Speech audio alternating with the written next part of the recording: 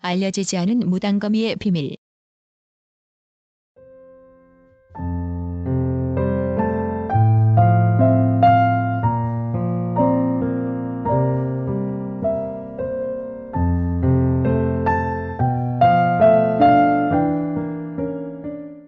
여기 이런 생명체가 있습니다. 여기는 행복충전소 피해당이고요. 눈에 잘 띄는 곳에 이 녀석이 자리를 잡았습니다. 즉 피해당 마당 길동물을 두는 곳과 첩번 기둥 사이인데요. 이런 까닭에 나그네가 이것에 자주 눈길이 갑니다. 나그네는 바브루가 아닙니다. 아울러 곤충학자도 아닙니다. 따라서 이 녀석을 온종일 들여다볼 수는 없습니다. 아마 곤충과 벌레를 싫어하면 벌써 없애버렸을 수도 있을 것입니다. 영상에 보면 살아있는 생명은 둘입니다. 죽은 나비가 지금 거미의 밥이 되는 과정에 있고 먹어치운 찌꺼기도 보입니다. 이제부터 설명인데요. 큰 거미가 저보다 큰 나비를 먹고 있는데요. 살이 많은 나비의 몸통이 그 대상입니다. 그런데 화면에 이따금 아주 작은 거미가 보입니다. 이게 뭘까요? 이 이야기의 핵심입니다. 이 작은 거미는 큰 것의 새끼일까요? 관심이 없으면 그리 생각할 수도 있을 겁니다. 이것은 거대한 큰 것의 새끼가 아닙니다. 엄연히 이것은 이 큰 거미와 같은 종으로 성별이 다른 수컷입니다. 곤충 중에는 수컷이 암컷에 비해 작아도 너무 작은 게 있습니다. 그의 하나가 섬서구메뚜기가 되겠는데요. 섬서구메뚜기 등에 엎여있는 새끼처럼 보이는 그것은 실은 수컷입니다. 이 거미는 섬서구메뚜기보다 더 암수의 크기 차이가 심합니다. 하여 마치 서로 다른 종인 것처럼 보이기도 합니다. 만약 지금 무단거미 암컷이 맛있는 밥, 곧 나비의 몸통이 없는 상태에 배가 몹시 고품에 처했으면 이 작은 수컷은 목숨이 위험할 수 있습니다. 이제 나그네가 이 작은 수컷에 대해 좀 생각해 보겠습니다.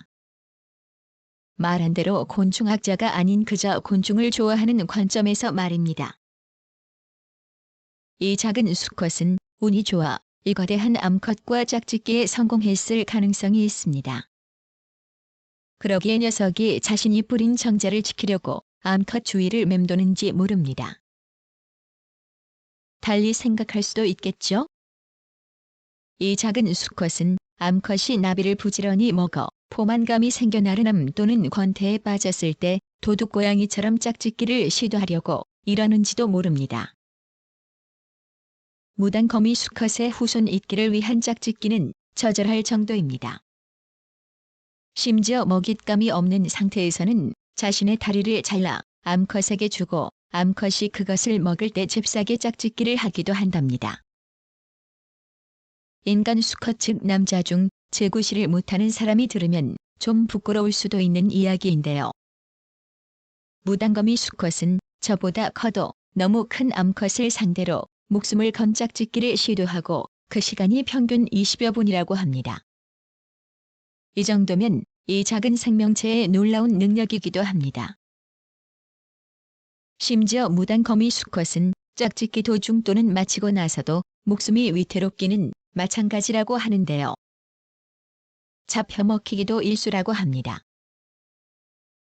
무단거미 암컷의 이런 행위를 두고 우리 인간이 이러쿵저러쿵 함부로 말할 수는 없습니다. 무시무시한 암거미네 라고 말입니다. 암컷은 이런 식으로 또 종족 번식을 해야 함을 태어나면서부터 부모의 유전자로부터 본능으로 물려받았을 뿐이니까요. 이제 마지막 무단거미 수컷의 비밀을 말하겠습니다. 이 작은 곤충은 교미하고서 자신이 뿌린 정자를 지키려고 생식기를 스스로 잘라 암컷에 그것을 들어막는다고 합니다. 참으로 놀라운 사실이 아닐 수 없습니다. 하나, 생각해 보십시오. 엉뚱한 인용을 하면요. 이야기 속 소인국 남자가 운명적으로 거인족 여자와 사랑을 한다고 생각해 볼까요? 이거미처럼 남자의 크기가 여자의 10분의 1도 안 된다고 말입니다. 그들이 후손 잇기를 하는 짝짓기는 상상조차 할 수 없을 것입니다.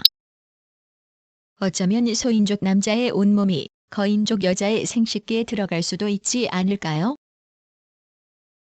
곤충에서 지금 무당거미의 수컷은 그런 상황에 부닥쳤다고 생각하니 생명의 신비가 그저 놀랍기만 합니다. 생명 있는 모든 것에 눈 맞추기를 좋아하는 나그네가 오늘은 무당거미 이야기를 해보았습니다.